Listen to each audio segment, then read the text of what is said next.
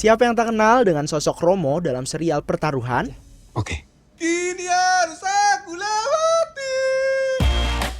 Atau sosok kakak bos dalam film garapan Ari Kriting?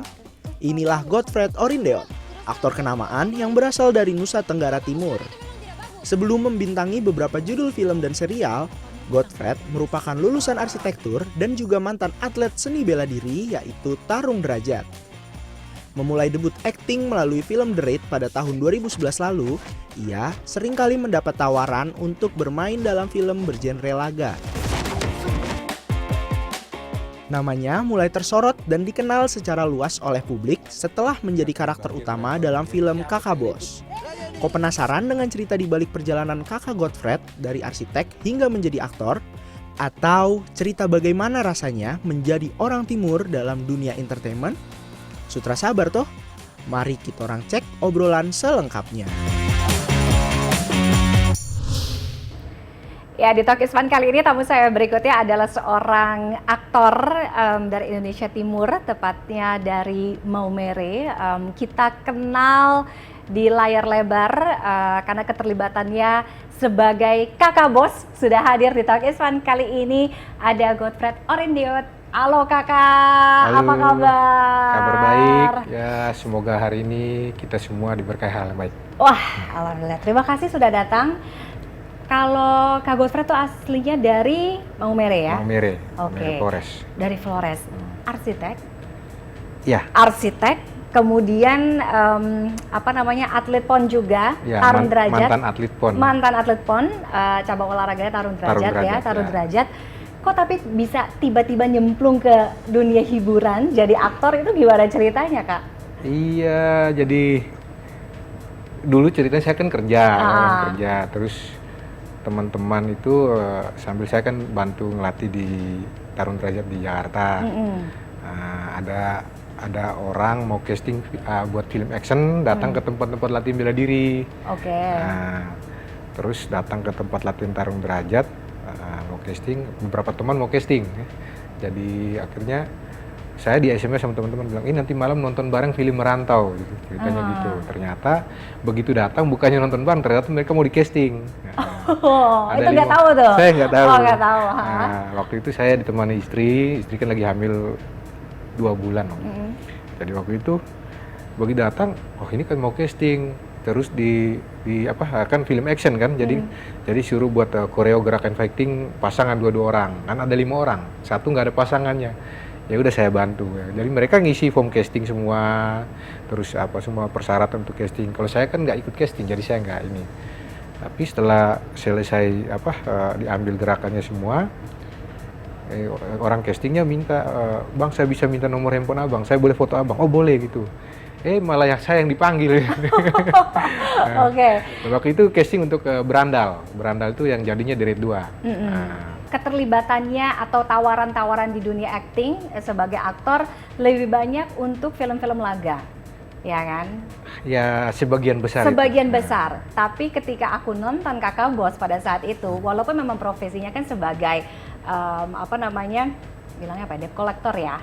Ya, debt collector, tapi dengan sosok yang kebapaan, kemudian sisi lucu, humanisnya ada gitu. Tapi kenapa sih harus diasosiasikan dengan hal yang keras-keras gitu? Karena memang kalau rata-rata kan pekerjaan di luar kayak debt collector itu kan memang orang kan identiknya dengan hal-hal yang begitu kan. Jadi tapi juga orang timur itu begitu. Di luar dia boleh keras, tapi di pulang ke rumah ya akan seperti yang di film Kakak Bos itu kan. Apalagi di depan anak perempuan itu. Bagi seorang bapak itu anak itu segalanya. Bagi orang timur seperti itu. Iya. Oke, memang karakternya kemudian wataknya boleh keras, ibaratnya boleh badan Rambo hati Rinto ya. Ya, seperti itu mungkin. Dan pernah nggak Kak Godfred ketika ada di industri ini ketemu dengan banyak orang dengan berbagai macam latar belakang, timur itu kan punya warna yang berbeda. Tidak ada yang salah gitu, tapi memang warnanya berbeda dan itu adalah ciri khas. Tapi pernah ada kayak resistensi atau kayak pengkotakan gitu kan? Kamu karena beda gitu. Pernah nggak ada kayak gitu? selama ini saya belum ketemu seperti itu sih. Nah, kami dengan teman-teman yang kita terlibat di dunia industri ini baik-baik aja sih. Nah, jadi semuanya saling support, saling menjaga gitu. Jadi tidak mengkotak-kotakan gitu ya. Hanya mungkin kesempatan buat anak-anak timur itu masih kurang. Ya, kesempatan buat anak timur Di industri ini atau Ya. di secara general? ya di industri ini sih mungkin ya. Cuma, Kenapa? kurang tahu sih mungkin sebenarnya apa ya contoh seperti apa kayak di dunia film kan hanya beberapa orang ya, yang lihat, padahal banyak anak gitu, cuman kesempatan itu satu sisi ya mungkin ya mereka belum tahu harus kemana gitu kan. Terus apa memulainya dari mana ya, jadi cenderung sebenarnya anak-anak, banyak anak dari timur tuh punya apa talenta yang luar biasa, cuman sampai sini tuh mereka bingung harus lewat mana. Kalau mohon maaf, kalau teman-teman yang di sini tuh kan biasanya dari kecil udah terbiasa dengan, kalau mereka kan datang dari sana, ini aku harus bagaimana, mulainya dari mana. Tapi kenapa menurut Kak Godfred gitu ya, lebih ada stigmatisasi untuk masyarakat atau teman-teman yang dari timur dengan watak yang keras? Kenapa kalau ngomong harus kenceng-kenceng gitu, terus karakternya keras gitu, identiknya mungkin dengan pekerjaan-pekerjaan kasar, padahal itu nggak selalu seperti itu gitu. Ya, stereotip itu kan selalu ada kan gitu kan.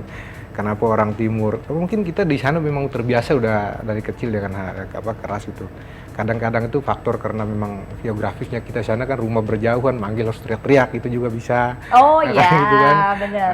Terus juga karena memang kita itu memang gitu apa adanya, jadi gitu kan, teriak ya suara keras ya keras aja, tapi tidak menggambar bahwa keras itu berarti orangnya kasar, keras tapi tidak kasar, intinya gitu ya. Terus kalau kenapa banyak orang bilang keras timur keras, kita tidak keras, bukan keras dalam artian banyak orang berpikir berhidupan keras itu dengan hal-hal yang berbau kekerasan, tidak. Keras itu karena kita itu dari kecil udah dengan hal yang keras, dengan perjuangan hidup yang keras, bagaimana kita mau hidup tuh harus bagaimana ya, dari kecil kita harus jatuh bangun untuk apa bagaimana kita berjuang untuk bisa hidup itu.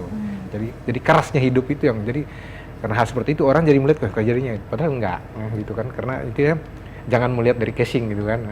Oke, memang suara keras, memang itu karena udah kebiasaan. Orang Batak juga gitu kalau ngomong keras kan. Istri saya Batak ya gitu kan. Ya gitu. Oh, itu kalau di rumah. Okay. Terus ya, jadi gitu. Jadi kalau rata-rata orang bilang timur, tapi kalau saya bilang tadi keras itu bukan berarti kasar. Artinya gitu ya, keras tapi tidak kasar itu. Ada nggak apa ya nilai kehidupan yang paling berharga gitu ya dari teman-teman dari masyarakat di timur yang sekarang bisa diambil intisarinya, bisa punya manfaat dan dampak besar buat Kak Godfred? Di timur itu satu ya, orang timur itu memang kelihatan keras ya, tapi sesuatu hal yang membuat saya kebawa mana-mana, bahwa itu orang timur itu selalu mengutamakan bahwa kemanapun kau berada, ingat satu, berbuatlah hal yang baik. Maka hal yang baik itu akan selalu datang padamu, ya kan? Itu pesan dari orang tua dari timur. Terus orang timur tuh tidak semua ya, tidak semua kan, di mana-mana pasti ada oknum gitu kan. Tapi garis secara garis besar banyak tuh orang timur tuh sangat menghargai siapapun. Jadi kalau misalnya apalagi kalau kekeluargaannya. Jadi kami di sana tuh jarang sekali ada apalagi masalah agama apa semua tuh tidak ada. Karena kami prinsip bahwa kita hidup tuh bersaudara dimanapun kita berada. Jadi ya kita itu saudara. Jadi tidak saudara tapi bersaudara. Gitu ya. Jadi itu yang disarankan selalu diingatkan orang tua, dimanapun kau berada, jadikan sahabatmu itu seperti saudaramu dan jadikan saudaramu seperti sahabatmu. Gitu ya. Bener nggak tapi kalau orang timur, semua orang timur itu bisa nyanyi, suaranya indah? Enggak semua kakak bos jelek. Masa sih? Nggak bisa kakak bos bisa nyanyi? Gimana ya? Tapi tidak semua orang. Oh ya? Tidak semua orang timur. Tapi hanya karena memang orang melihat bahwa banyak orang timur bisa nyanyi. Anggapannya orang timur semua bisa nyanyi. Suaranya merdu-merdu. Jadi nggak semua orang timur itu pasti bisa. Ya mungkin karena makanannya mungkin ya. Makanannya singkong, jagung, jadi yang benar-benar alami ya, yang benar-benar pure ya. Oke. Tapi karena mungkin mohon maaf, mungkin karena orang timur tuh biasa nyanyi, karena kadang kan bisa rata-rata mohon maaf kan banyak kan yang mayoritas kan Kristen kan, jadi kan Oh, oke. jadi biasa nyanyi di Di gereja, gereja, di iya mana-mana. kan, Nah, di jadi- komunitas gereja Nah, juga. Dan kalau orang Timur tuh gitu, hampir sama ke orang Batak, di mana 2-3 orang berkumpul pasti ada lagu yang keluar di situ. Kalau Kakak Bos, apa lagu favoritnya? Akhir cerita cinta. Akhir cerita cinta. Itu bisa nyanyi akhir cerita cinta. Nah, itu seperti di film Kakak Bos. Makanya nonton Kakak Bos ya. Terima kasih Kak Godfred sudah hadir di Talk is Fun kali ini. Sukses untuk karirnya. Amin, terima kasih. Kita tentunya ada 1, 2, 3 dan semakin banyak keterwakilan teman-teman masyarakat dari Timur. Tidak hanya di industri hiburan tapi dimanapun, ya kan? Karena itu tadi menjunjung keberagaman dan kita semua adalah saudara, persaudaraan Ya. itu tadi ya. Baik, terima kasih Kak Godfred sudah hadir di Talk is Fun Sama-sama. kali ini. Terima- Dan usai jeda kita masih akan kembali. Pastikan Anda tetap bersama kami di Talk is Fun. Ya orang tuh juga harus tahu sih, tapi dia lucu waktu itu sempat aku ditawarin untuk sebuah brand. Oke, brand ini nge-MC off air. Terus kayak, kita suka banget nih sama cara kamu untuk membawakan acara dan lain-lain. Tapi ini lucu banget sih. Kamu bisa putih nggak ya?